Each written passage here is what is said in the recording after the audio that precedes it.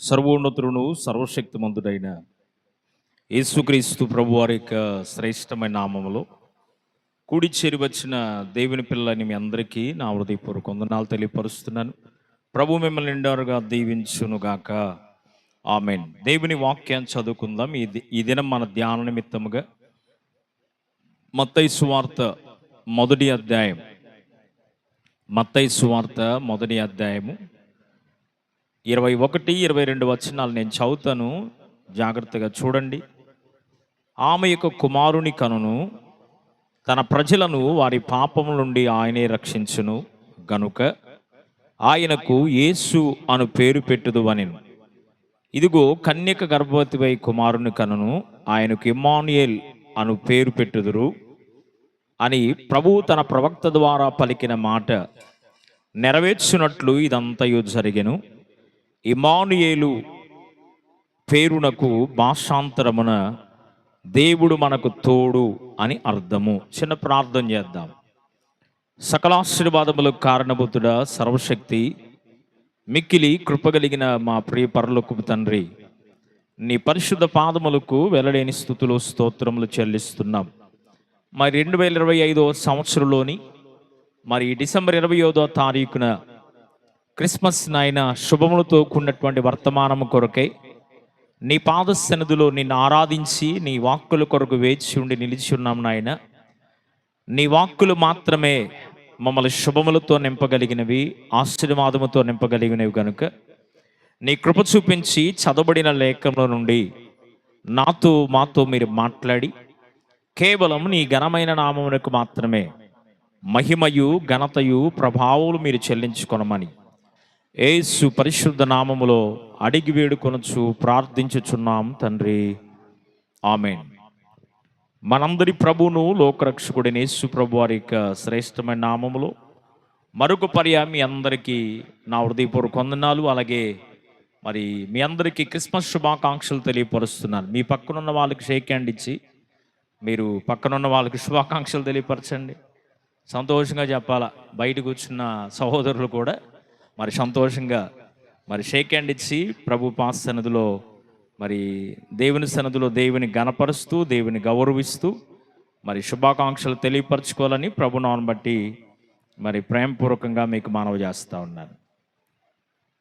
బెత్లెహేములో సందడి, పశుల పాకలో సందడి, యేసయ్య పుట్టాడని, మహారాజు పుట్టాడని. బెత్లెహేములో సందడి, పశుల పాకలో సందడి, శ్రీ యేసు పుట్టాడని, మహారాజు పుట్టాడని. బెత్లెహేములో సందడి, ఆకాశములో సందడి, చుక్కలలో సందడి. పాడాలి. ఆకాశములో సందడి, చుక్కలలో సందడి, వెలుగులతో సందడి, మిలమిల మెరిసే సందడి, వెలుగులతో సందడి, మిలమిల మెరిసే సందడి. బెత్లెహేములో సందడి, పశుల పాకలో సందడి, శ్రీ యేసు పుట్టాడని, మహారాజు పుట్టాడని.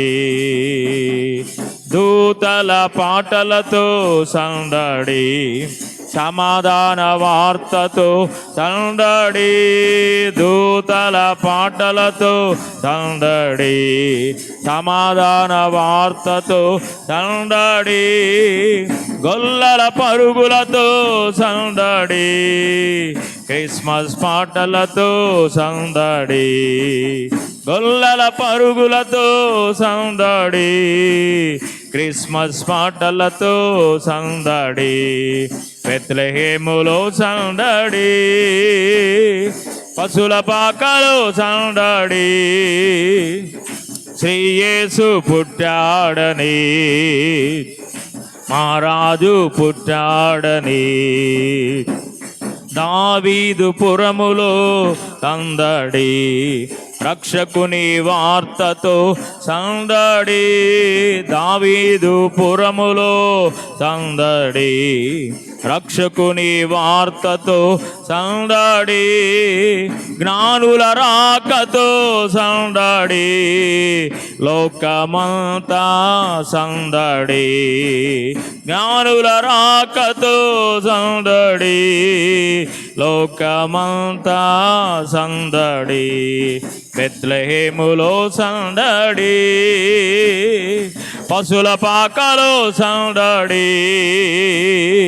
శ్రీ యేసు పుట్టాడని, మహారాజు పుట్టాడని. Happy happy happy happy happy Christmas. Wish you merry merry merry merry merry Christmas.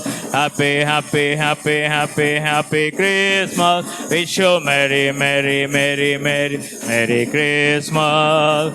Merry Christmas. Wish you happy Christmas. Merry Christmas. Wish you happy Christmas. Happy happy happy happy happy Christmas. Wish you Merry, merry, merry, merry, merry Christmas. Happy Christmas, wish you Merry Christmas. Happy Christmas, wish you Merry Christmas. Happy, happy, happy, happy, happy Christmas. Wish you Merry, merry, merry, merry, merry Christmas. Hallelujah. సర్వోన్నతుడును సర్వశక్తిమంతుడైన యేసుక్రీస్తు ప్రభువారి యొక్క శ్రేష్టమైన నామములో చేరికుడు వచ్చిన దేవుని పిల్లలని మీ అందరికీ నా హృదయపూర్వక వందనాలు. అలాగే మీ అందరికీ క్రిస్మస్ శుభాకాంక్షలు తెలియపరుస్తున్నాను. ప్రభు మిమ్మల్ని క్రిస్మస్ శుభాకాంక్షల చేత, అటు ఆశీర్వాదముల చేత దేవుడు మిమ్మల్ని బలపరచునుగాక. ఆమేన్. ఇప్పటికే కాలాతీతం అయిపోయింది కనుక క్లుప్తమైన దైవాక్య సందేశం మీకు అందించి ప్రార్థన ఆశీర్వాదంతో ఈ కార్యక్రమాన్ని మనం ముగించుకుందాం. చదవబడిన దేవుని వాక్యంలో ఓ శ్రేష్టమైనటువంటి మాట, అదేంటి అంటే, కన్యక గర్భవతి కుమారుని కనును, ఆ కుమారునికి ఇమ్మానుయేలు అనే పేరు పెడతారు. ఇమ్మానుయేల్ అనే పేరుకు అర్థం ఏంటంటే దేవుడు మనకు తోడై ఉన్నాడు. Praise the Lord. హల్లెలూయా. నిశ్చయముగా ఈ మాటను మన జీవితాల్లో ప్రభు స్థిరపరిచాడు. ఈ సంవత్సరం దేవుడు తోడుగా ఉన్నాడు గనుక ఈ 2025 సంవత్సరంలో ఈ క్రిస్మస్ ఆరాధనలో మనం పాల్పంపులు పొందడానికి, సజీవులమై దేవుని సన్నిధిలో ఉండడానికి ప్రభు కృప చూపించాడు. అందును బట్టి ప్రభుని స్తుతిద్దాం. హల్లెలూయా. జీవము కలిగినటువంటి దేవుని పాద సన్నిధిలో మరి అందరి పుట్టుక వేరు, యేసు ప్రభు వారి యొక్క పుట్టుక వేరు. ఆయన పుట్టుక ఓ ప్రత్యేకమైనటువంటి పుట్టుక. మనం అందరిని గురించి మనం తెలుసుకోవాలి అంటే, పుట్టిన తరువాత ఆ బిడ్డ ఎలాంటోడవుతాడో, మనం పుట్టినాక తల్లిదండ్రులో పెద్దలో మనకున్నటువంటి వారు ఇలాగవుతాడేమో ఇలాగవుతాడని ప్రవర్తన తీరును బట్టి చెప్పగలుగుతారు.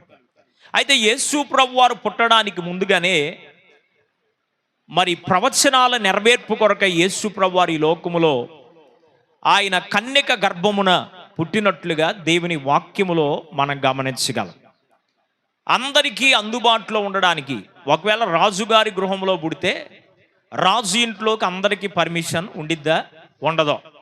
ఓ గొప్ప ఇంట్లో పుట్టాడంటే వారి బంధువుల వరకే వెళ్ళడానికి అవకాశం ఉంది, కానీ అందరికీ అందుబాటులో ఉండడానికి కొరకే పశువుల పాకలో మరియమ్మ గర్భాన యేసు ప్రభు వారు జన్మించాడు. గట్టిగా చప్పట్లు కొడుతూ ప్రభు నామం పడదాం. హల్లెలూయా. అందరికీ అందుబాటులో ఉండడానికి కొరకే యేసు ప్రభు వారు కన్యక గర్భమున పశువుల పాకలో, అంటే పశువుల పాక మరి అందరికీ అందుబాటులో ఉండేది, అందరికీ దగ్గరగా ఉండేది. దరిదాపుగా యేసు ప్రభు వారి గురించిన 216 ప్రవచనాలు పరిశుద్ధ గ్రంథమైన బైబిల్లో నెరవేర్పు కొరకై ఆయన ఈ లోకంలో ఉద్భవించినట్లుగా మనం గమనించగలం. క్రిస్మస్ అంటే ఇది బహుమతుల పండగ. చెప్పండి, ఏం పండగ? బహుమతులు. మనకు కలిగిన దానిలో నుండి మనము కట్టుకోవడం కాదు, మనము తినటం కాదు, మనము కలిగిన వాటిలో నుండి ఎదుటివారికి కూడా పెట్టడమే. అంటే బహుమతిగా ఎదుటివారిని పరామర్శించడం, ఎదుటివారిని ప్రేమించడం, మనకు కలిగిన వాటిలో నుండి ఎదుటివారికి కూడా పెట్టడమే ఇది బహుమతుల పండగ అని చెప్పొచ్చు. ఇంకొక మాట జ్ఞాపకం చేస్తాను, ఇది త్యాగముతో కూడినటువంటి పండుగ. కన్య అయినటువంటి మరియ, కన్యక గర్భవతి అయింది అంటే లోకానికి అది విడ్డూరమైన సంగతి, అవునా? ఎవరైనా వివాహం అయిన తర్వాత గర్భవతిగా ఉంటే మరి వారి భార్యాభర్తలను బట్టి ఇరువురు సంతోషించి దేవుని స్తుతిస్తారు. అలా కాకుండా ఒకవేళ కన్యకగా ఉన్నటువంటి ఓ స్త్రీ, ఓ కన్యక గర్భవతి అయిందంటే లోకములో ఎన్ని అవమానాలు, ఎన్ని నిందలు భరించవలసినటువంటి పరిస్థితి వస్తుందో. అయితే మరియ తన గర్భాన్ని, తన యొక్క యవనకాల జీవితాన్ని ప్రభువు కొరకు త్యాగము చేసింది. యేసేపు ఆయన త్యాగము చేసుకున్నాడు. మరి ప్రదానము చేయబడినటువంటి ఆ స్త్రీని, మరియను, ఆమెను రహస్యంగా విడనాడాలి అనుకున్నప్పుడు ప్రభువు దూత స్వప్నమందు ఆయన దర్శించి ఆమె పవిత్రాలు, ఏ పాపం ఆమె ఎరుగదయ్యా అని ప్రభు ధైర్యపరిచినట్లుగా మనం చూస్తున్నాం. ఎప్పుడైతే ఈ మాట ప్రభువారు సెలవిచ్చారో యేసేపు కూడా తన యొక్క జీవితాన్ని ఆ 9 మాసాలు యేసు ప్రభువారిని కన్నేంత వరకు ఆమెను కూడక దూరముగా ఉండి తన జీవితాన్ని త్యాగము చేసుకున్నాడు. ప్రైజ్ ది లార్డ్, హల్లెలూయా. ఇంకా గొర్రెల కాపర్లు లోకరక్షకుడు మీ కొరకు పుట్టి ఉన్నాడనే వార్త దేవుని దూత తెలియపరిచినప్పుడు మాకెందుకులే, మాకు కాదు కదా అనుకోకుండా దేవుని చూడడానికి కొరకే వారు ప్రయాణాన్ని త్యాగము చేసుకొని యేసయ్యను చూడాలి అనే ఆశతో బెత్లెహేము, యెరూషలేములోనికి, బెత్లెహేం అనేటువంటి ప్రాంతంలోకి వారు రావడానికి వారి యొక్క మరి సమయాన్ని కూడా త్యాగము చేసుకున్నట్లుగా మనం గమనించగలం. అలాగే జ్ఞానులు మనం గమనించినప్పుడు వారు తూర్పు దేశం నుండి వెళ్ళారు అని దేవుని వాక్యములో మనం గమనించగలం. వారు వారి యొక్క జీవితాన్ని, ప్రయాసను, మరి ఆ స్టార్ను, ఆకాశములో యేసు ప్రభు వారు పుట్టంగానే వింతలు జరిగినాయి కదా. వాటిలో ఒక వింత ఏంటంటే ఆకాశంలో ఒక ప్రత్యేకమైన నక్షత్రం వచ్చింది. Praise the Lord, hallelujah. ఈ నక్షత్రానికి సంబంధించినటువంటి యూట్యూబ్లో మనం కొడితే మరి ఈ నక్షత్రం యేసు ప్రభు వారు పుట్టినప్పుడు వెలిసినటువంటి నక్షత్రం, మరి చాలా నక్షత్రాలు భూమికి దగ్గరగా ఉన్నాయి అంట, కానీ యేసు ప్రభు వారు పుట్టినప్పుడున్న ఈ నక్షత్రం ఉన్నంత దగ్గరగా ఏ నక్షత్రం లేదంట. దేవునికి మహిమ కలుగును గాక. ఎందుకంటే ఆకాశములో నుండి ఆ నక్షత్రం ఏం చేసిందంటే జ్ఞానులకు దారిని, మార్గాన్ని చూపించి యేసు ప్రభువారు ఎక్కడైతే పశువుల తొట్టిలో పడుకోబెట్టబడ్డాడో ఆ స్థలములోకి వచ్చేంత వరకు వారికి ఆటంకాలు, అభ్యంతరాలు కలుగు చేస్తున్న రాజుగారు ఉన్న అభ్యంతరాల, ఆటంకాలంటే తొలగించుకొని అక్కడికి రావడానికి ప్రభు కృప చూపించాడు. ప్రైజ్ ది లార్డ్, హల్లెలూయా. మరియ త్యాగం ఉంది ఇందులో, యేసు ప్రభువారి త్యాగం ఉంది, గొర్రెల యొక్క కాపురల త్యాగం ఉంది, జ్ఞానుల యొక్క త్యాగం ఉంది.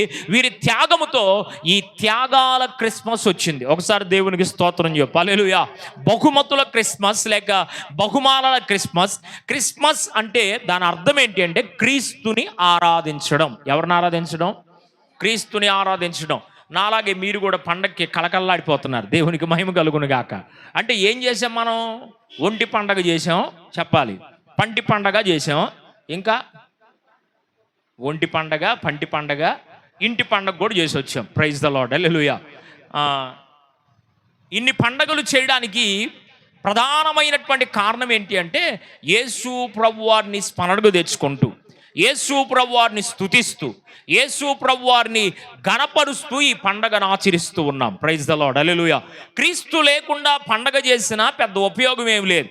క్రీస్తు ఉండి పండగ చేస్తే, క్రీస్తును కలిగి పండగ చేసుకుంటే, క్రీస్తుతో ఉండి క్రిస్మస్ చేసుకుంటే దానిలో ఉన్న ప్రత్యేకమైనటువంటి ఆశీర్వాదాలన్నీ ప్రభు మనకు అనుగ్రహిస్తాడు. దేవునికి స్తోత్రం చేద్దాం, హల్లెలూయా. కనుక ఇది ప్రత్యేకమైనటువంటి పండుగ. మనకి క్రైస్తవులమైనటువంటి మనకి సహజంగా ఏదైనా లోకంలో పండగలు మనం చూస్తే ఆ గ్రామానికి మాత్రమే, ఆ ప్రాంతానికి మాత్రమే, ఆ దేశానికి మాత్రమే పండుగ ఉంటుంది. కానీ యేసయ్య పుట్టుక ప్రపంచమంతటికి పండుగ. ఇప్పుడు గొట్టిగడ్డకి చెప్పట్లో దేవునికి మహిమ కలుగును గాక. ప్రపంచములో ప్రతి దేశము, కులము లేదు, మతము లేదు, వర్గము లేదు, భేదము లేదు, అందరూ జరుపుకునేటువంటి ఓ ప్రాముఖ్యమైన పండుగ ఏదైనా ఉంది ప్రపంచంలోదంటే అది క్రిస్మస్సే అని చెప్తున్నాను. ప్రైజ్ ది లార్డ్, హల్లెలూయా. కన్యక గర్భముల యేసు ప్రభువారు ఉద్భవించడానికి ప్రధానమైన కొన్ని కారణాలు మీకు త్వరగా జ్ఞాపకం చేసి నా మాటలు నేను ముగించడానికి కొరకే ఆశిస్తున్నాను. ప్రవచనము నెరవేర్పు కొరకు కన్యక గర్భవతి కుమారుని కనును, అతనికి ఇమ్మానుయేల్ అనే పేరు పెడతారు. ఇమ్మానుయేల్ అనే పేరుకు అర్థం ఏంటంటే దేవుడు మనకు తోడై ఉన్నాడు. ప్రైజ్ ద లార్డ్, హల్లెలూయా. దేవుడు మనకి ఎప్పుడు తోడుగా ఉంటాడు. లోకంలో ఉన్నటువంటి భవబంధాలు మనం ఆలోచన చేస్తే ఆ భవబంధాలు శాశ్వతంగా ఉండేవి కాదు. ఎప్పుడు మనకు తోడుండేవాడు ఎవరంటే యేసు ప్రభువారు మాత్రమే. మత్తయి సువార్త 28వ అధ్యాయము 20వ వచనంలో ప్రభువు మాట్లాడుతూ అంటాడు, నేను మీకు సదాకాలము మీతో కూడా ఉన్నానన్నాడు. ఎప్పుడు దాకంట? సదాకాలం. ఆయన వచ్చేంత వరకు ఆయన పిల్లలమైన మనకు, క్రీస్తులో ఉన్న మనకు, క్రీస్తుతో నడుస్తున్న మన జీవితాల్లో ఆయన నిశ్చయముగా తోడై ఉండబోతున్నాడు. ప్రైజ్ ద లార్డ్, హల్లెలూయా. కనుక యేసుక్రీస్తు ప్రభువారు ఈ లోకములో కన్యకు జన్మించాడు అనడానికి మరి ఓ ప్రధానమైనటువంటి కొన్ని కారణాలను మీకు నేను జ్ఞాపకం చేయడానికి కొరకే ఆశిస్తూ ఉన్నాను. దీనిలో మరి ఓ ప్రత్యేకమైనటువంటి కారణం దేవుని వాక్యములో నుండి మొట్టమొదటి మాట చూద్దాం. యోహాను సువార్త మొదటి అధ్యాయం, యోహాను సువార్త మొదటి అధ్యాయము 18వ వాక్యం. యోహాను సువార్త మొదటి అధ్యాయము 18వ వాక్యం. ఎవడును ఎప్పుడైనను దేవుని చూడలేదు, తండ్రి రొమ్మున అద్వితీయ కుమారుడే ఆయనను బయలుపరిచెను. దేవునికి మహిమ కలుగునుగా, హల్లెలూయా. అలాగే 14వ అధ్యాయం 9వ వచనంలో కూడా మీరు చూస్తే అక్కడ ఈ రెండు మాటల యొక్క సారాంశం ఏంటి అంటే, ఎందుకు యేసుక్రీస్తు ప్రభువారు కన్యక గర్భమున ఈ లోకములో ఉద్భవించవలసి వచ్చింది, ఈ లోకములో యేసు ప్రభువారు జన్మించవలసి వచ్చింది అంటే మొట్టమొదటి కారణం ఏంటి అంటే అదృశ్యుడైన దేవునిని బయలుపరచడానికి. చెప్పండి, ఎవరిని బయలుపరచడానికి? అదృశ్యుడైన దేవుని బయలుపరచడానికి. మీకు తెలుసో తెలీదో మరి మానవుని సృష్టి కన్నా ముందు ఇంకొక సృష్టి ఉంది. అదేంటి అంటే దేవుని స్తుతించడానికి కెరూబులు, సెరూపులు, గాబ్రియేల్, మికాయేల్, మరి ఇలాంటి ప్రాముఖ్యమైనటువంటి దేవదూతల సృష్టిని దేవుడు చేశాడు. ప్రైజ్ ద లార్డ్, హల్లెలూయా.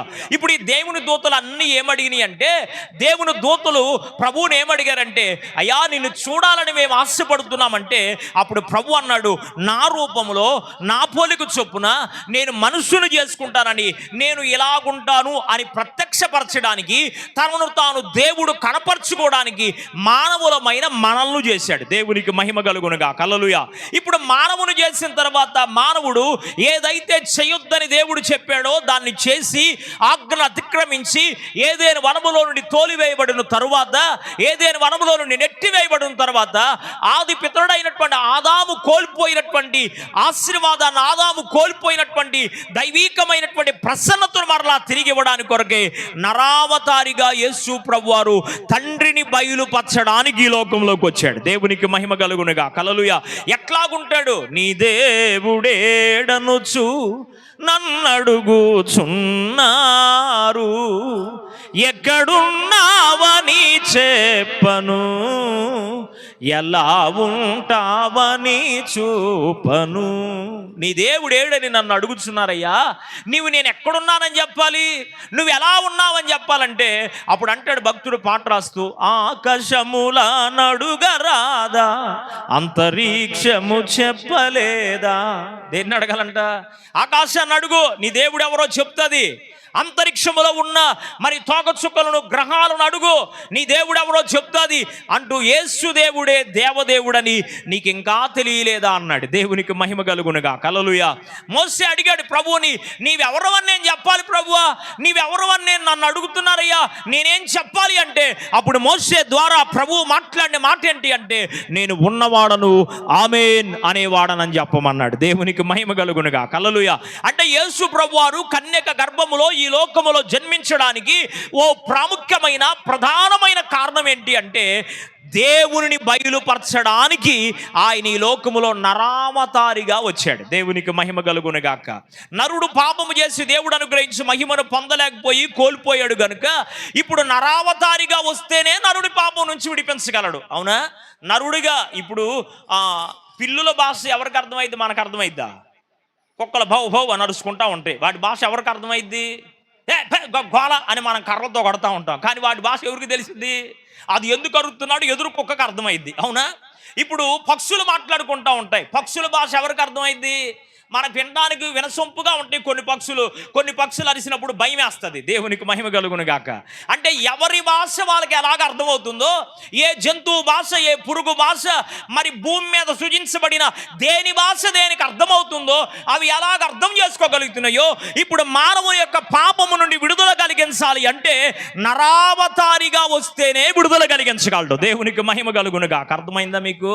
నరావతారిగా కాకుండా ఏ అవతారములో వచ్చినా, ఈ అవతారాన్ని ఎత్తి వచ్చిన నరుని యొక్క పాపము నుండి పరిహారాన్ని కలుగు చేయడానికి అవకాశం లేదు కనుక తండ్రి అయిన దేవుని బయలుపరచడానికి నరావతారిగా యేసు ప్రభువారు వచ్చాడు. ధవల వర్ణుడు రత్న వర్ణుడు నా ప్రియుడు, ధవల వర్ణుడు రత్న వర్ణుడు నా ప్రియుడు, అవని 10,000 అతి శ్రేష్ఠుడాతండు, అవని 10,000 ఎవరు ఆయన కిలలో సమరూప పురుషుడు,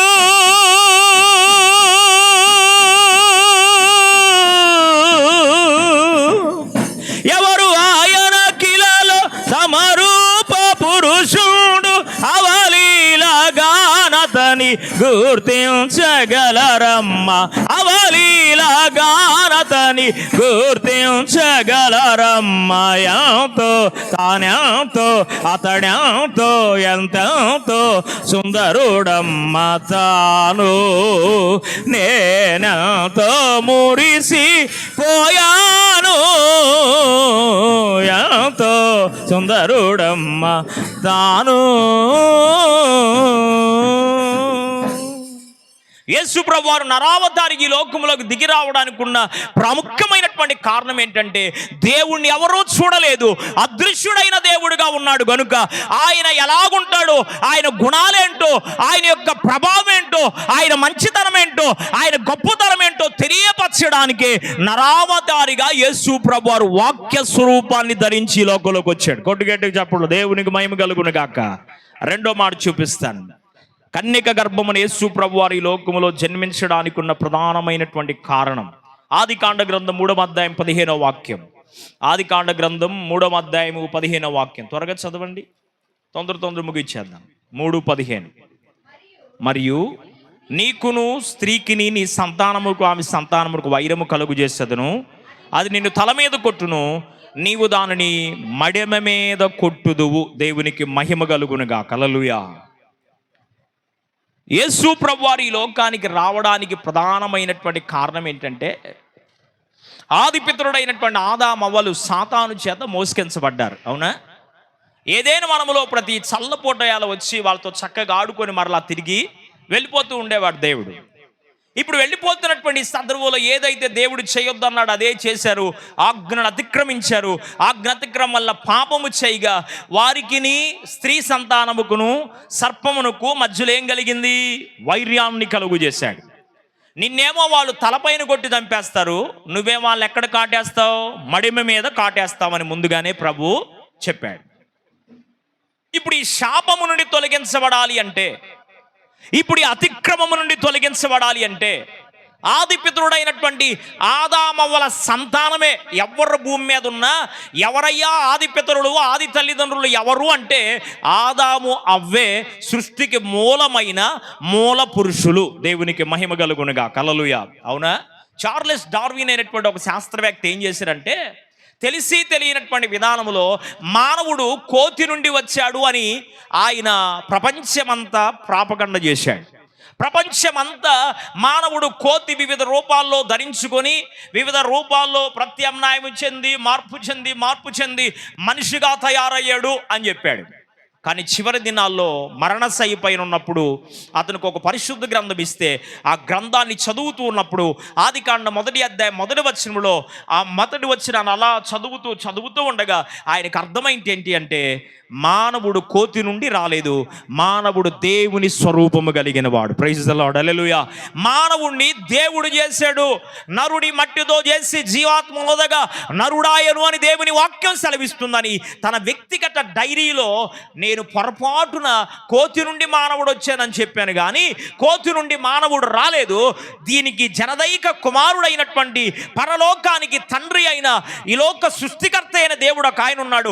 ఆయన తన స్వహస్తాలతో మట్టిని ముద్దగా మార్చి మహిమైశ్వర్యాన్ని నింపి జీవము ప్లస్ ఆత్మను కలిపి నరుని చేశాడు. నరునిలో నుండి తీయబడింది నారి, స్త్రీ పురుషులను దేవుడు తన స్వహస్తాలతో చేశాడని ఆయన సొంత డైరీలో రాసుకున్నారు. కానీ ఆ తరువాత అది బయటకు పెట్టడానికి ప్రయత్నం చేసిన అప్పటికే ప్రపంచమంతా చార్లెస్ డార్విన్ అనే శాస్త్రవేత్త రాసిన ఆ సిద్ధాంతం పాగిపోయి దీన్ని ఎవరు పెద్దగా లెక్క చేయలేదు. ఎప్పుడైనా గమనించండి, సత్యము తొందరగా పాకిద్దా? చాలా ఆలస్యంగా నిదానంగా వచ్చింది.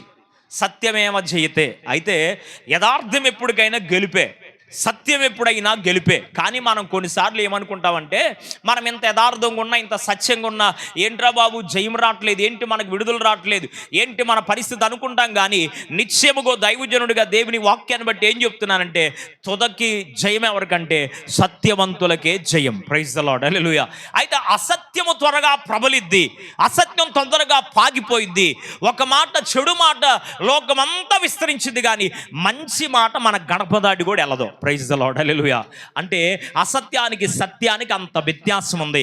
అయితే ఈ సత్యాన్ని తెలుసుకోవడానికి కొరకే మరి చార్లెస్ డార్విన్ అనే శాస్త్రవేత్త చనిపోయిన కొన్ని సంవత్సరాల తర్వాత కూడా దాన్ని బయటికి రానిలేదు. దేవునికి మహిమ కలుగునుగాక. ఎందుకని?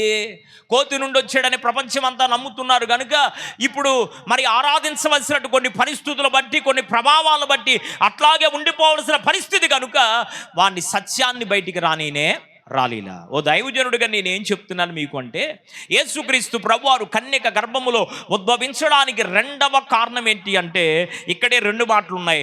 ప్రవచన నెరవేర్పు కొరకు వచ్చాడు. రెండవదిగా ఆది పితరుడైన ఆదాము వారి యొక్క సతీమణి అయినటువంటి హవ్వమ్మ చేసినటువంటి పాపం, హవ్వమ్మ చేసినటువంటి అతిక్రమం, వారి యొక్క శాపము నుండి దేవునికి దూరమైపోయిన వారి శాపాన్ని తొలగించడానికి యేసు ప్రభువారు నరావతారిగా కన్యక గర్భములో జన్మించడం జరిగింది. Praise the Lord, hallelujah. Third one, మూడో మాట చూపిస్తాను. దేవుని వాక్యంలో మన జ్ఞాపకం చేసుకున్నట్లయితే ఎందుకు యేసు ప్రభువారు ఈ లోకానికి వచ్చాడు అంటే దేవుని వాక్యంలో ఉంది. 2వ సమూయేలు గ్రంథం 7వ అధ్యాయము 8వ వచనం నుండి 17వ వచనం వరకు. 2వ సమూయేలు గ్రంథం 7వ అధ్యాయం 8 నుండి 17 వరకు.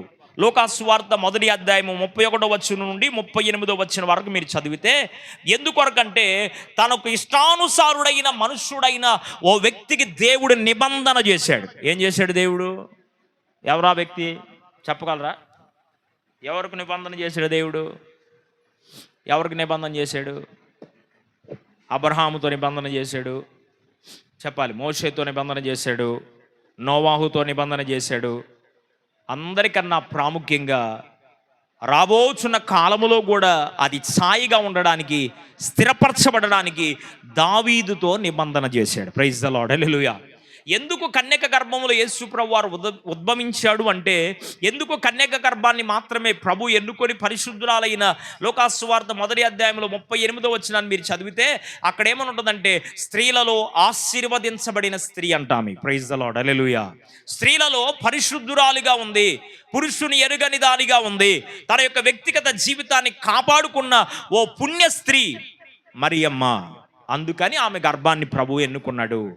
ఎందుకు యేసు ప్రభువారు ఈ లోకానికి వచ్చాడు అంటే, మూడవ మాటగా నేనేం చెప్తున్నానంటే, 4వ మాటగా దేవుని వాక్యంలో మనం గమనించినటువంటి మాట, దావీదుతో చేసిన నిబంధనను స్థిరపరచడానికి ఈ లోకానికి వచ్చాడు. ప్రైజ్ ది లార్డ్, హల్లెలూయా. ఎవరికి చేశాడు నిబంధన అంటే? ప్రమాణం చేశాడు. అయ్యా, నిన్ను ఇప్పుడే కాదు నీ సింహాసనాన్ని స్థిరపరిచేది, నేను మరలా తిరిగి భూమి మీదకి వచ్చేదాకా నీ సింహాసనం అలాగే ఉంటుందని చెప్పాడు. దేవునికి మహిమ కలుగునుగాక. నేను ఎప్పుడు చెప్తాను మీకు, మీరు దీవించబడాలంటే ఒక టెక్నిక్ ఏంటంటే, ప్రతిరోజు ఒక 5 నిమిషాలు యెరూషలేము క్షేమం కొరకు ప్రార్థించండి. దేనికోసం? యెరూషలేము క్షేమము మీ క్షేమానికి కారణంగా ప్రభువు మారుస్తాడు. ప్రైజ్ ద లార్డ్, హల్లెలూయా. ఎందుకో తెలుసా? ప్రపంచ పటములో నుండి యెరూషలేమును తుడిపేయాలి అనుకున్నారు చాలామంది. చాలా తెగలు, చాలా దేశాలు ప్రపంచంలో ఎక్కువ. మన భారతదేశం ఒక్కటే హిందూ దేశం, మిగిలిన దేశాలన్నీ క్రిస్టియన్ దేశాలే ఉన్నాయి. తర్వాత పోటాపోటీగా ఏమున్నాయి అంటే ముస్లిం దేశాలు, యూరోపియన్ కంట్రీస్ అంటారు వీటిని, యూరోపియన్ కంట్రీస్, ముస్లిం దేశాలు. ఇస్సాకు సంతానమేమో మరి ఇజ్రాయిలు దేశంలో ఉన్నారు, మరి అన్యజనులమైన మనమేమో ప్రపంచ దేశాలన్నింటిలో ఉన్నాం. ఇప్పుడు ఇస్మాయేలు సంతానమేమో యూరోపియన్ కంట్రీస్లో ఉన్నటువంటి ముస్లిం సహోదరులు. ప్రైజ్ ద లార్డ్, హల్లెలూయా. అంటే భూమి మీద ఇద్దరిని అబ్రహాముకు దేవుడిచ్చింది. మొదటి కుమారుడు ఇస్మాయేలు, హాగరు సంతానం. రెండవ కుమారుడు ఎవరు? వాగ్దానము చేసిన నిబంధన పుత్రుడు ఎవరంటే ఇస్సాకు. ఇస్సాకు సంతానమేమో ఇశ్రాయేలు ప్రజలు. ఇశ్రాయేలు ప్రజలు లేకుండా చేయాలి, ప్రపంచ పటములో ఇశ్రాయేల్ అనే ప్రాంతాన్ని లేకుండా చేయాలని శత విధాల ప్రయత్నాలు అప్పటి నుండి ఇప్పటి వరకు చేస్తూనే ఉన్నాడు. కానీ దావీదుతో ఏం చెప్పాడు తెలుసా దేవుడు? నేను వచ్చేదాకా నీ రాజ్యం అలాగే స్థిరపడి ఉంటుంది. కొట్టుగడ్డికి చెప్పడం దేవునికి మహిమ కలుగును గాక. ఎందుకు యేసు ప్రభువారు ఈ లోకానికి వచ్చాడు అంటే దావీదు సింహాసనాన్ని స్థిరపరుస్తానని ఆ రోజు చేసిన వాగ్దానం, ఆ రోజు చేసిన నిబంధన, ఆ రోజు దావీదుతో చేసిన ప్రమాణాన్ని స్థిరపరుస్తూనే ఉన్నాడు. దేవునికి మహిమ కలుగును గాక. అలాగే దావీదుతోనే నిబంధన చేస్తే మర్చిపోలేదే. నీకు వాగ్దానం ఇచ్చాడుగా దేవుడు, నీకు ప్రమాణము చేశాడుగా దేవుడు, నీతో మాట్లాడాడుగా దేవుడు, నీకు దర్శనమిచ్చాడుగా దేవుడు. వాక్యము ద్వారానో, పాట ద్వారానో, ప్రార్థన ద్వారానో, కళ ద్వారానో ప్రభువు నీతో మాట్లాడుతూ వచ్చాడు కదా. మాట్లాడిన మాట ఏది నీ జీవితంలో నువ్వు మర్చిపోతావేమో కానీ మాట్లాడిన ప్రతి మాటను నీ జీవితంలో నా ప్రభువు నెరవేర్చునుగాక. ఆమేన్. వాగ్దానాన్ని ఆయన ఏం చేస్తారంటే నెరవేర్చే దేవుడు, స్థిరపరిచేవాడు. Praise the lord. 5వ మాట చూపిస్తాను రండి. దేవుని వాక్యంలో మనం జ్ఞాపకం చేసుకున్నట్లయితే లూకాసు సువార్త 4వ అధ్యాయం, లూకాసు సువార్త 4వ అధ్యాయం 18, 19 వచనాల్లో మనం చదివితే, నలిగిన వారికిని, చెరలో ఉన్న వారికిని, అలాగే గుడ్డివానిని స్వస్థపరచడానికి, హితవస్త్రమును ప్రకటించి ఆయన సువార్తను ప్రకటించడానికి ఈ లోకంలోకి వచ్చాడు. వినండి జాగ్రత్తగా. ఎవరి కోసం వచ్చాడంట ఈ లోకానికి? కన్యక గర్భంలో యేసు ప్రభు వారు జన్మించడానికి కారణం ఏంటి అంటే, పెద్దోళ్ళు అంటూ ఉంటారు సామెత, ఉన్నమ్మ తీసుకెళ్ళి చెప్పరే ఉన్నమ్మకే పెట్టిద్దంట, లేనమ్మ తీసుకెళ్ళి ఉన్నమ్మకే పెట్టిద్దంట. మరి లేనమ్మ సంగతి ఏంది? నాకు చాలాసార్లు వచ్చింది ఈ డౌట్, చాలామందిని అడిగా, మరి లేనమ్మ సంగతి ఏంటంటే, ఏమోనయ్యా మాకేం తెలుసు అంటున్నారు. దేవునికి స్తోత్రం. ఇలాంటి లేని వారిని పరామర్శించడానికి యేసు ప్రభు వచ్చాడు. ప్రైజ్ ద లార్డ్, హల్లెలూయా. ఇలాగ నలిగిపోయిన వారిని పరామర్శించడానికి యేసు ప్రభు వారు వచ్చాడు. చెరలో ఉన్నవారిని, బంధకాల్లో ఉన్నవారిని, శాపగ్రస్తమైనటువంటి ప్రదేశాల్లో ఉన్నవారిని, పాపం అనే బానిసత్వపు కాడిలో ఉన్నవారిని, నలిగిన వారిని, బాధింపబడుతున్న వారిని విడిపించి వారికి శుభవచనాన్ని తెలియపరచడానికి, వారికి హితవత్సరాన్ని ప్రకటించడానికి, వారికి శుభవర్తమానాన్ని దేవుడు తెలియపరచడానికి, సువార్తను ప్రకటించడానికి యేసు ప్రభు వారు ఈ లోకానికి వచ్చాడు. ప్రైజ్ ద లార్డ్, హల్లెలూయా. కన్యక గర్భములో యేసు ప్రభు వారు జన్మించడానికి ఉన్న మరొక కారణం ఏంటి అంటే, నలిగిన వారిని, బంధకాల్లో ఉన్నవారిని, పాపములో ఉన్నవారిని, శాపములో ఉన్నవారిని, చెరలో ఉన్నవారిని, అస్వస్థతలో ఉన్నవారిని, కార్యాలు జరుగక ప్రభు కార్యాలు కొరకు ఎదురు చూస్తున్న వారి జీవితాల్లో హితవస్త్రమును, శుభవచనాలు పలుకుతూ సువార్తను ప్రకటించడానికి యేసు ప్రభు వారు ఈ లోకానికి వచ్చాడు. ప్రైజ్ ద లార్డ్, హల్లెలూయా. మరొక మాట చూపిస్తాను దేవుని వాక్యములో మనం జ్ఞాపకం చేసుకుంటే, హెబ్రీ పత్రిక 2వ అధ్యాయం, హెబ్రీ పత్రిక 2వ అధ్యాయం 14వ వచనం, హెబ్రీ పత్రిక 2వ అధ్యాయం 14వ వచనం, అలాగే యోహాను సువార్త 3వ అధ్యాయం 8వ వచనం. ఈ 2 వచనాల్లో ఎందుకు వచ్చాడు యేసు ప్రభు వారు కన్యక గర్భములో ఈ లోకములో జన్మించడానికి ఉన్న మరొక కారణం ఏంటి అంటే, సాతాను దాని అనుచరులను నశింప చేయడానికి వచ్చాడు. చెప్పండి దేనికంట? సిలువలో యేసు ప్రభు వారు ఏం చేశాడు? సాతాను తలను చెతగొట్టాడా లేదా? చెతగొట్టాడు. ఇప్పుడు ఆడుతున్నంత దేంతో? తోకతోని. ఈ లోక అధిపతిని నేనే అని ఆట ఆడిస్తుంది, కానీ మనము భయపడాల్సిన అవసరం లేదు. కారణం ఏంటి అంటే, దాని తల ఇప్పుడో చితికిపోయింది, తలతో పవర్ ఎక్కువ ఉంటుందా? ఇప్పుడు మనిషి ముఖం మీద మాట్లాడేదానికి పవర్ ఎక్కువ ఉంటుందా, వెనక మాట్లాడేదానికి పవర్ ఎక్కువ ఉంటుందా? చెప్పాలి. ముఖం మీద మాట్లాడేది కోప్పడినా తిట్టినా ప్రేమగా మాట్లాడినా ముఖం మీద మాట్లాడేది ప్రశాంతంగా ఉంటుంది, ఏంటంటే అర్థం చేసుకోగలిగితే. వెనక మాట్లాడుతున్నాం అనుకో, పానే కుక్కలు మాట్లాడుకుంటున్నారు అన్నట్టు వదిలేస్తాం. అంతేగాని ఆ మాటలకు ఏముండదు, పెద్ద విలువ ఉండదు. యేసు ప్రభువు వారు మరి సాతాను యొక్క తలను ఆల్రెడీ ఎక్కడ నలగొట్టాడు? సిలువలో దాని తలను చితకగొట్టాడు. కనుక ఇక్కడ మనం భయపడాల్సిన అవసరం లేనే లేదు. క్రిస్మస్లో యేసు ప్రభువు వారు మనకేమి ఇచ్చాడంటే ధైర్యాన్ని ఇచ్చాడు. దేవునికి మహిమ కలుగును గాక. బైబిల్ గ్రంథములో అత్యధిక సార్లు రాయబడినటువంటి మాట ఏంటి అంటే భయపడకుడి. ఏమొద్దంట? భయపడకుడి. ఎన్నిసార్లు రాశారు బైబిల్లో? చెప్పాను కదా చాలాసార్లు. ఎన్నిసార్లు రాశారు బైబిల్లో? భయపడకుడి అనే మాట 365 సార్లు సంవత్సరానికి ఉంటుంది. 65 రోజులు ఉంటాయి. 312 నెలలు, 52 ఆదివారాలు, 52 ప్రతిరోజు 52. సోమవారం 52, మంగళవారం 52. ఇక చెప్పుకో, చెప్పరే గబగబా. సోమవారం 52, మంగళవారం 52, బుధవారం 52, గురువారం 52, శుక్రవారం 52, శనివారం 52, ఆదివారం 52. Praise the Lord. హల్లెలూయా. 12 మాసాలు సంవత్సరం. 365 రోజులు సంవత్సరానికి ఉంటే ఇంకొక రోజు ఎగస్ట్రా చెప్పి దేవుడు ఏమన్నాడంటే భయపడకుడి అనే మాట 366 సార్లు రాశాడు మన కొరకు. కొట్టు గట్టిగా చప్పట్లు. దేవునికి మహిమ కలుగును గాక. హల్లెలూయా. మేము భయపడం. ఎందుకో తెలుసా? ప్రభు క్రిస్మస్లో పుట్టి మాకేమిచ్చాడంటే ధైర్యాన్ని ఇచ్చాడు. ఏమిచ్చాడంట? రక్షకుండు దయించినాడట మన కొరకు పరమా రక్షకుండు దయించినాడట. ఎవరు దయించాడు? దావీదు పట్టణమందు నేడు రక్షకుడు మీ కొరకు పుట్టి ఉన్నాడు, దానికి ఇదే మీకు ఆనవాలు అని చెప్తూ ప్రజలందరికీ కలుగు మహా సంతోషకరమైన శుభవర్తమానాన్ని నేను తెలియపరుస్తున్నానని చెప్తూ మొదట ఏం చెప్పాడు అంటే లూకాసు సువార్త 2:10 భయపడకుడి అన్నాడు. ఏం చేద్దాం అన్నాడు? భయపడబాకండి అన్నాడు. అంటే ఇప్పుడు సాతాను దాని కోరలతో ఊపే ఆటలకు మనం ఏమవ్వకూడదు. ఒక ఆమె అంటుంది, నేను బాగానే ఉంటున్నానయ్యా, అంత వాడే చేస్తున్నాడు అంటుంది. దేవునికి స్తోత్రం. నువ్వు బాగానే ఉంటే వాడెందుకు నీ జోలికి వస్తాడు? పొద్దుగూకులు వాడి జోలికి వెళ్ళబాక. దేవునికి స్తోత్రం. వాడు ఎట్టొకట్ట మొత్తానికి మన జోలికి ఊరికినే రాడు. పొద్దుగూకులు వాడిని ఆహ్వానిస్తూ ఉంటేనే వాడు మన జోలికి వస్తాడు. అసలు వాడి జోలు నువ్వు వెళ్ళకుండా స్తోత్రం స్తోత్రం స్తోత్రం స్తోత్రం అని చెప్పుకుంటా ఉన్నావు అనుకో, వామ్మో వీడు స్తోత్రంతో తప్పేసేస్తున్నాను నన్నని నీ జోలికి రానే రాడు. అట్టే కూర్చొని వస్తాడేమో అనుకుంటే వచ్చేస్తాడు. దేవునికి మహిమ కలుగునుగా. హల్లెలూయా. అంటే ఏముండకూడదు మనకి? చెప్పాలి, ఏముండకూడదు? ఓ ప్రాంతంలో ఆ చుట్టుపక్కల ప్రాంత ప్రియులందరికీ ఒక భయంకరమైన రోగం వచ్చింది. ఈ తల్లి ఒక్కటే ప్రార్థనకి వెళ్తుంది. ఆ తల్లి కుటుంబంలో 2 చిన్నపిల్లలు ఉన్నారు. వాళ్ళకి ఈ రోగం రాలేదు కానీ వచ్చేటట్టు చేసింది ఆమె. ఎట్ట చేసిందో చెప్తాను నేనండి జాగ్రత్తగా. ఎట్ట చేసుకుందంటే భయం, తనలో ఉన్న భయాందోళన వలన దుప్పటి కప్పుకొని పడుకోవటం. ఒక అరగంట అయిన తర్వాత లేచి పిల్లల మొత్తాన్ని అటు చూసుకునేదంట. మళ్ళీ దుప్పటి కప్పేది. మళ్ళీ ఒక గంట అయిన తర్వాత మళ్ళీ చూసేది. ఆ ప్రాంతం అంతా రోగం వచ్చుంటే ఈ పిల్లలకు రాకుండా దేవుడు కాపాడాడుగా, భద్రపరిచాడుగా దేవుడు.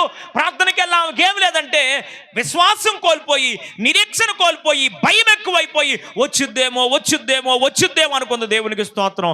వచ్చుద్దేమో అనుకున్న వెంటనే ఏమైపోయిందిరా బాబు అంటే 2 రోజులు ఇట్టే చేసిందంట. 2 రోజులు ఇచ్చాడు అవకాశం, మార్చుకుంటుందేమో మనసు మార్చుకోవాలా. అట్టే చూస్తుంది పొద్దుగూకులు దుప్పటి తీసి ఏమన్నా వచ్చినాయేమని. ఎంతలోకి ఏమైందంటే దేవునికి స్తోత్రం, 3వ రోజు దుప్పటి తీసి చూడంగానే ఒళ్ళంతా వచ్చేసినాయి. దేవునికి మహిమ కలుగును గాక. రాకుండానే అనుమానంతో, రాకుండానే భయాందోళనతో ఏం తెచ్చుకుంది?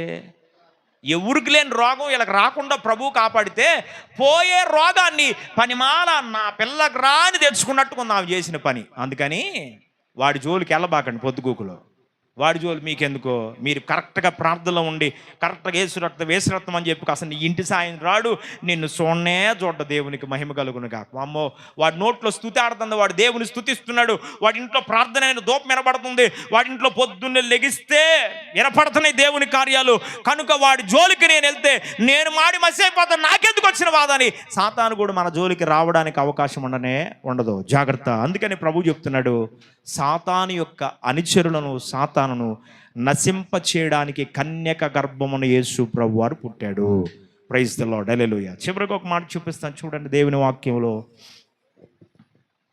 యోహాను సువార్త 3వ అధ్యాయం 36వ వచనం, 10వ అధ్యాయం 10వ వచనం. యోహాను సువార్త 3:36, 10:10లో నేను గొర్రెలకు మంచి కాపరిని, నా గొర్రెలకు నేను సమృద్ధి జీవమునిస్తాను అన్నాడు. సమృద్ధి జీవము అంటూ 10వ వచనంలో చెప్తాడు, నిత్య జీవమును కలుగు చేస్తాను అన్నాడు. ఏ జీవం అంట? నిత్య జీవం.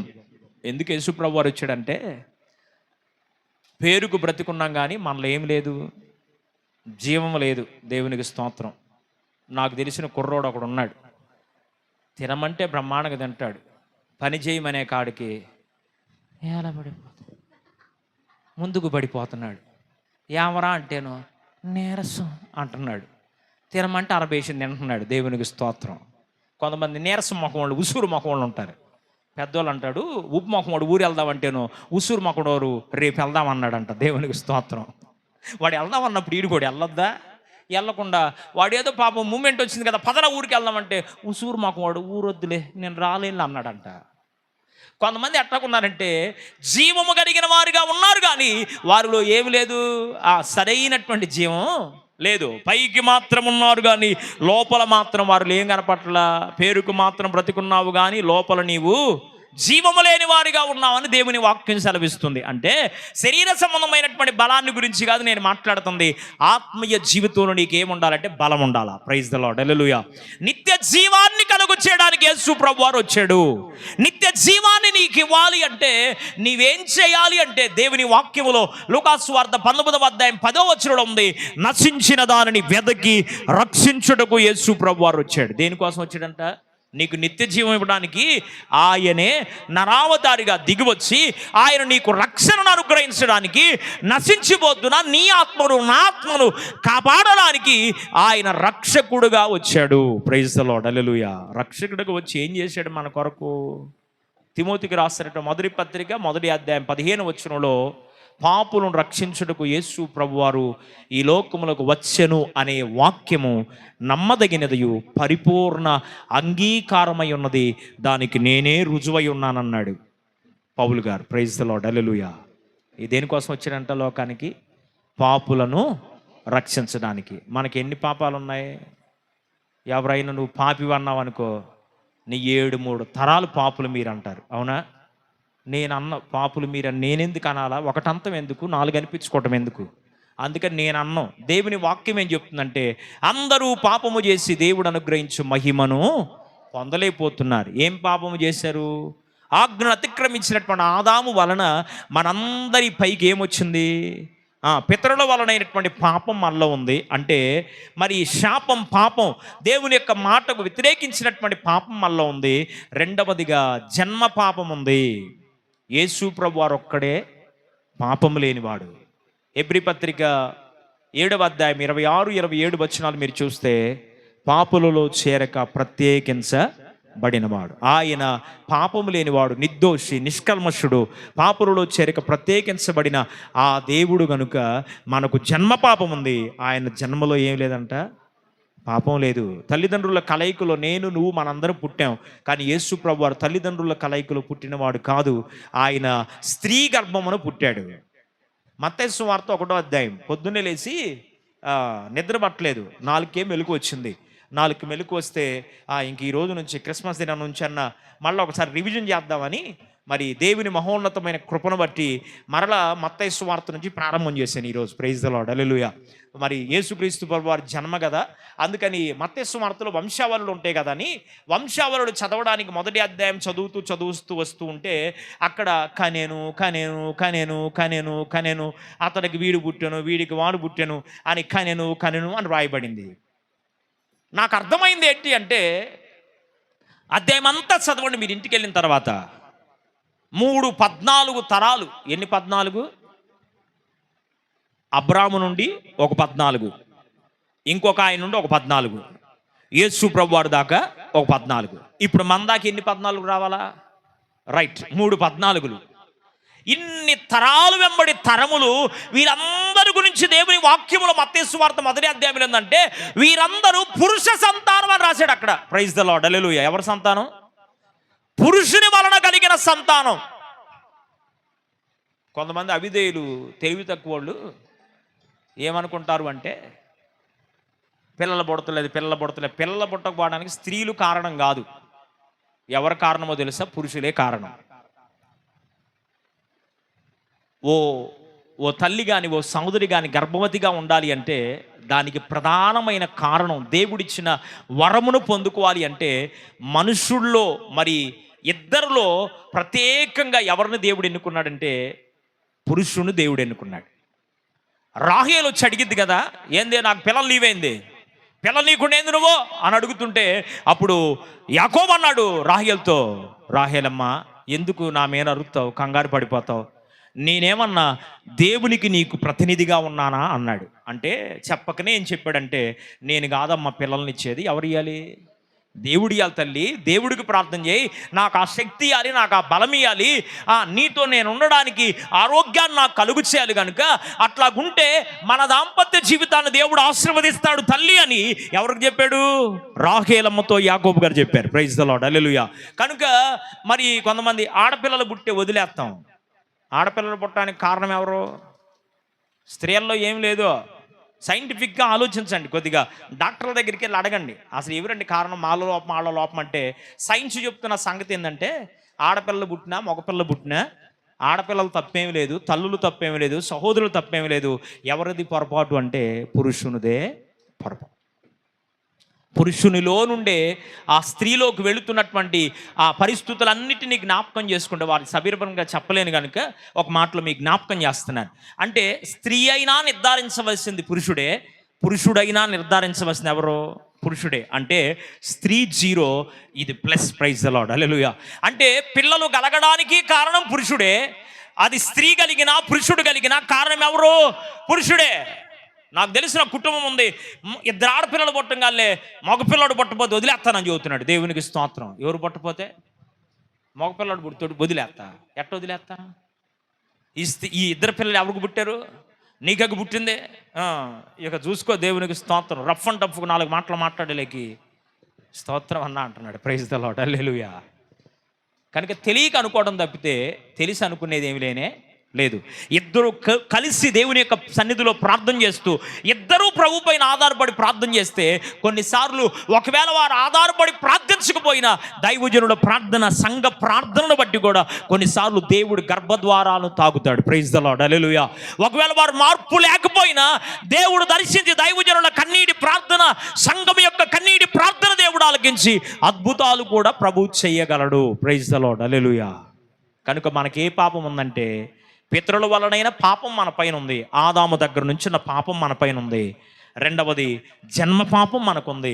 3వ పాపం కూడా చెప్తున్నాను, అదేంటంటే కర్మ పాపం. చేసుకున్న వాడికి చేసుకున్నంత మహదేవా అన్నారు. కర్మ పాపం కూడా మనల్ని పాలిస్తూ ఉంది. కనుక ఈ పాపము నుండి విడిపించాలి అంటే, ఈ పాపము నుండి రక్షించాలి అంటే పాపము లేని వాడై ఉండాలి. సర్వపాప పరిహారో అంటే మానవుల యొక్క పాపము నుండి పరిహారాన్ని కలుగు చేయడానికి రక్త ప్రోక్షణం ఆవశ్యకం.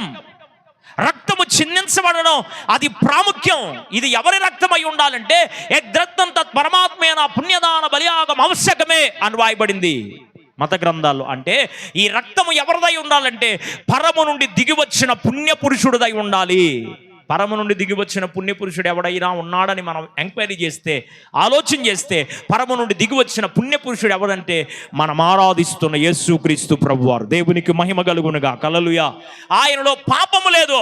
ఛాలెంజ్గా చెప్పాడు, నాలో పాపం ఉన్నదని ఎవడైనా నిరూపించగలడా అంటే ఆయనలో పాపం ఉందని ఎవడో చెప్పలేకపోయాడు. ప్రైజ్ ద లార్డ్, హల్లెలూయా. ఎందుకని? పరిశుద్ధుడు, అతి పరిశుద్ధుడు, పరిశుద్ధుడు అని కొని ఆడబడుచున్న నా యేసయ్యా పరిశుద్ధుడు, అతి పరిశుద్ధుడు. యేసు ప్రభు వారి యొక్క సంతానం కాశ్మీర్లో ఉందని డామెన్స్ కూడా ఒక ఆయన సినిమా ఒకటి తీశాడు. యేసు ప్రభు వారి వంశీకులు, అసలు ఆయనకి పెళ్ళి అవ్వలేదు, అసలు ఆయనకి భార్య లేదు, అసలు ఆయనకి పిల్లలు లేరు. యేసు ప్రభు వారి వంశీకులు కాశ్మీర్లో ఉన్నాడని డామెన్స్ కూడా అనే వ్యక్తి సినిమా తీస్తే వాడు ఎటెళ్ళాడు ఇంతవరకు కనపడలా. దేవునికి మహిమ కలుగును గాక. యేసు ప్రభు వారి చరిత్ర సుచరిత్ర, యేసు ప్రభు వారి చరిత్ర పాపము లేని చరిత్ర, యేసు ప్రభు వారి చరిత్ర దివ్యమైన చరిత్ర. యేసు ప్రభు వారి చరిత్రలో ఎక్కడ కూడా పాపం అనేది మనకు కనబడలేదు. యేసు ప్రభు వారు ఈ లోకానికి రావడానికి ప్రధానమైన కారణం ఏంటి అంటే, మానవుడు పాపము చేసి తండ్రితో సహవాసాన్ని కోల్పోయాడు, సమాధానాన్ని కోల్పోయాడు, పరిశుద్ధతను కోల్పోయాడు, మహిమను కోల్పోయాడు. అవన్నీ తిరిగి మరలా దేవుడు మనకు అనుగ్రహించడానికి నరావతారిగా కన్యక గర్భమున యేసు ప్రభు వారు పుట్టాడు. తల్లవంచండి, కళ్ళు మూసుకుందాం. ప్రభు పాసనదులో చిన్న ప్రార్థన. కన్యక గర్భమున యేసు ప్రభు వారు పుట్టాడు అనడానికి కొన్ని రుజువులు దేవుని వాక్యములో మనం చూసాం. కొన్ని వాక్యాలు మనం పరిశీలన చేస్తూ వచ్చాం. అదృశ్యుడైన దేవుని ప్రత్యక్షపరచడానికి ఆయన వచ్చాడు. ఆదిపితరుడైనటువంటి ఆదాము యొక్క అవ్వమ్మల యొక్క శాపాన్ని తొలగించడానికి వచ్చాడు. ప్రవచనాన్ని నెరవేర్చడానికి వచ్చాడు. దావీదుతో దేవుడు చేసిన నిబంధన నెరవేర్చడానికి వచ్చాడు. అలాగే మనుషులమైన మనతో చేసిన నిబంధన కూడా స్థిరపరచడానికి వచ్చాడు. నలిగిన వారికి, చెరలో ఉన్న వారికి, బంధకాల్లో ఉన్న వారికి, అస్వస్థతలో ఉన్నటువంటి వారిని స్వస్థపరిచి హితవత్సరాన్ని ప్రకటించి సువార్తను ప్రకటించడానికి యేసు ప్రభువు వచ్చాడు. సాతానుడు నశింపచేయడానికి, దాని అనుచరులు నశింపజేయడానికి యేసు ప్రభువు వచ్చారు. నిత్య జీవాన్ని మనకు కలుగు చేయడానికి ఆయన ఈ లోకానికి వచ్చాడు. రక్షణ చేత మనల్ని అలంకరింప చేయడానికి వచ్చాడు. కనుక నీవు రక్షించబడాలి అంటే నీలో పాపం ఏమైనా ఉందేమో, నీలో అవిధేయత ఏమైనా ఉందేమో, నీలో బలహీనత ఏమైనా ఉందేమో, ఈ క్రిస్మస్ దినాన ప్రభు పాసనదులో పశ్చాత్తాపడుతూ ఓ చిన్న ప్రార్థన. పాపును రక్షించడానికి యేసు ప్రభు వారు వచ్చారన్న మాట నమ్మదగినది, పరిపూర్ణమైన అంగీకారం కనుక ఇంకా ఒకవేళ ఈ క్రిస్మస్ దినాన క్రీస్తు లేని క్రిస్మస్ జరుపుకుంటున్నావేమో, క్రీస్తు ఉన్న క్రిస్మస్ జరుపుకోవడానికి నీ హృదయాన్ని దేవునికి సమర్పించు. పశ్చాత్తాపడుతూ ప్రభు పాసనదులో ఓ చిన్న ప్రార్థన చేద్దాం. ఓ చిన్న ప్రార్థన. పరిశుద్ధుడైన తండ్రి, ఆశ్చర్యకరుడు, నీకు వందనాలు. నీ పాద సన్నిధిలో నాయన ఈ క్రిస్మస్ 2025 సంవత్సరపు ఆరాధన కార్యక్రమంలో ఈ క్రిస్మస్ ఆరాధనలో నీ సన్నిధిని మాకు తోడుగా ఉంచి, కన్యక గర్భములో నీవు జన్మించడానికి కలిగిన ఎన్నో సత్యాలు వాక్యంలో ఉన్నాయి. కానీ కొన్ని మాటలు మేము ధ్యానం చేయడానికి ఈ దినం మాకు ఇచ్చిన యోగ్యతను, అవకాశాన్ని బట్టి మీకు వందనాలు. విత్తమండ వాక్యం మా అందరి వ్యక్తిగత ఆత్మీయ జీవితాల్లో స్థిరపరచండి, బలపరచండి, నీరు కట్టమని, ఫలింప చేయమని ప్రార్థన చేస్తున్నాం. ఇంకా వాక్యాన్ని వీక్షిస్తున్నటువంటి వారు, వింటున్నటువంటి వారు ఎవరైనా ఇంకా పాపములోనే ఉన్నారేమో, వారు ఏ పాపమైనా, ఎంత ఘోర పాపులనైనా క్షమించుటకు సిద్ధ మనసు కలిగిన దేవుడు నీవు గనుక వారి పాపమును ఒప్పుకొని క్షమాపణ నీ యొద్ద నుండి పొంది వారు దీవించబడినట్లుగా, వారు ఆశీర్వదించబడినట్లుగా నీ కృపను, సమాధానం మీరు కలుగు చేయమని, బలపరచమని ప్రార్థన చేస్తున్నాం. ఈ క్రిస్మస్ దిన యొక్క శుభాకాంక్షల చేత, శుభవచనముల చేత, శుభదీవెనల చేత వింటున్న వారందరి జీవితాన్ని మీరు తృప్తిపరచండి ఆయన. ఇలాంటి క్రిస్మస్లు మా జీవితాన్ని అనేకమైన చూడగలుగునట్లుగా, నీవు లేకుండా క్రిస్మస్ అది వ్యర్థం.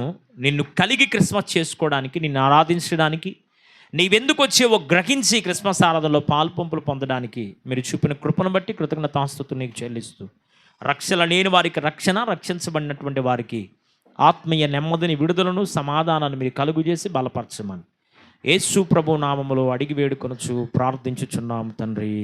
ఆమేన్. దేవుడు మీకు తోడై నడిపించునుగాక. ఆమేన్.